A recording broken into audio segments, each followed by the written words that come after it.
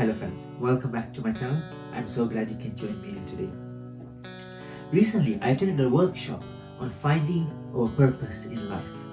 The workshop was run by an author called Mushtak Al-Atabi. He's written a book called Driven by Purpose. I haven't read the book yet, but I am going to read the book and hopefully have a book review coming out soon.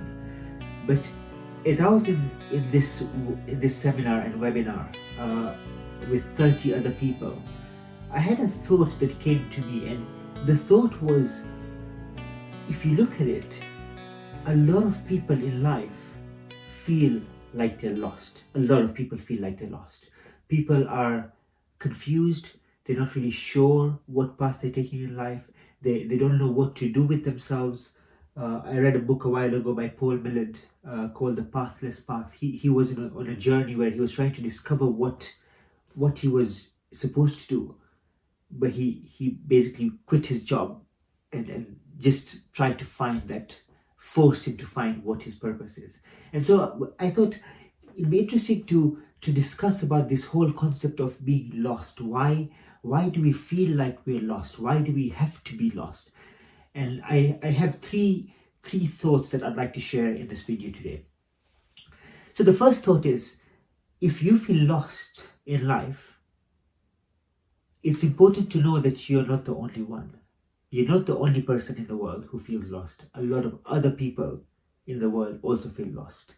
So the workshop I attended was about finding our mission statement in life, our life mission. If we had to sum it up in a sentence, what would that sentence be? What would my life mission be? For example, I came up with something along the lines of, I am a simplifier. So what I do is, I take complex topics and I try and simplify it so that I can teach it to other people who can then use it to implement it in their lives. And if it's beneficial, it can transform their lives.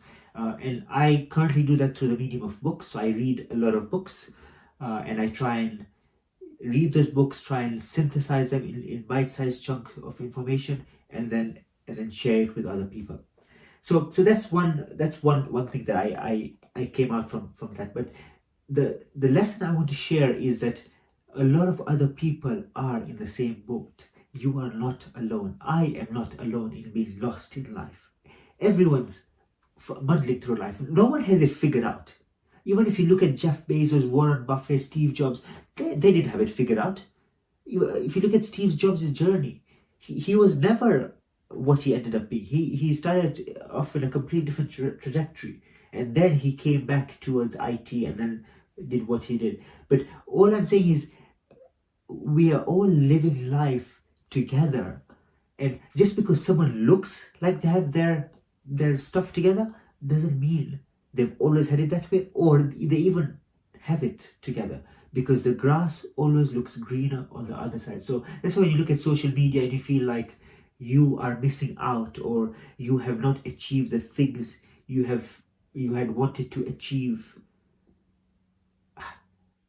you shouldn't look at it that way. I don't think you should compare yourself to other people on social media or otherwise, and feel like you are less than them because they've achieved more in a shorter amount of time, because time is just time. Like, as long as you're alive and breathing, you have time. Which brings me to my second point. My second point is, life is a marathon, not a sprint. What do I mean by that? All I mean is, yes, we are lost. Yes, we are trying to figure our way out. But as long as we are alive, as long as God has given us this life and the opportunity to use the life that He's provided us, we have a chance to find it. I would rather die on a journey towards finding my purpose than just sitting back and thinking, I wish I found this 20 years ago. I could have made a difference. Well, you did find this 20 years ago. I did find it 20 years ago. But the best time is now. The second best time was 20 years ago, agreed. But that time is gone now.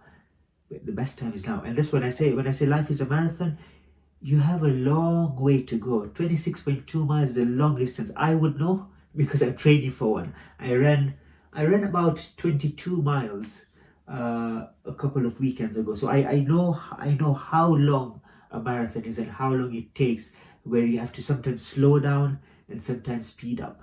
and it's just the way life is. Um, and life will have ups, life will have downs, but you have to just try and go with the flow. There's a famous Arabic quote, an Arabic saying that says, "Yawmun lak wa yawmun alayk."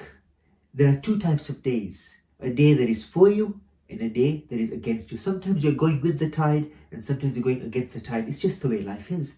And it's not just the way my life is or the way your life is, it's everyone's life. I know some people's life on paper looks better, but that doesn't necessarily mean, one, it is better, and two is they have their lot in life and I have my lot in life. And God will judge me based on what He has given me and not what He has given the other person. So even though He's running the marathon in life and I'm running the marathon too, I'm aiming for 4 hours. He's finishing his marathon in 2.5 hours. But you know what? He had a head start. He had stronger legs. He started running from when he was like a 6-year-old child. So his test in life, his marathon would be judged based on what he has been given. I would never be judged on a 2.5 hour standard. It's impossible. I would never. And in fact, it would be very wrong of God to hold me to account for running a 2.5 hour marathon when He made me a 4 hour marathoner. That's how He made me, with all the things He's given me. So He wants me to run a 4 hour marathon. If I run a 4 hour marathon, it's the best I could do. I could never run a 2.5 hour marathon because it was never meant for me to run that marathon, because God put me on this path and not on that path. So I have to stop comparing myself to others and just realize that I am running my own marathon journey and someone else is also running their own marathon journey.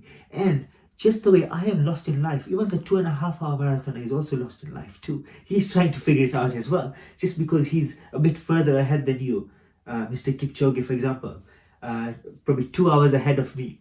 But still, like, everyone's trying to figure their way out in life, and you just have to just go with the flow. So that's something I've learned as well, and even from the workshop, the seminar I did on finding my purpose. Like I said, I'm going to read the book and hopefully have a book review on it. But it looks like a fantastic book. I really enjoyed the seminar and I learned a lot from it. But it taught me that a lot of the 30 other people there are also in a similar position where they're also feeling lost in life and they're trying to find something, just the way I am trying to find something. So sometimes it's important to know that you are not alone. You are not alone. So that's the first thing I said. The second thing was life is a marathon and it's not a sprint. And the third thing is, when you talk about purpose, it's very, very easy to get distracted by purpose because we think purpose is a thing. So we're going through a desert, looking through the sand in the desert, the sand particles, and we'll find the crown jewel that we're looking for, and that is our purpose. No, I don't think that was what purpose is. Purpose, for me personally, is a journey to becoming. Because if you look at Michael Phelps, for example, Michael Phelps had been very open about this. When he won the gold medal Olympics, he became very depressed because very few people in the world would be able to achieve their dreams and goals to that level. He achieved everything that he wanted to achieve. But then the question was, now what?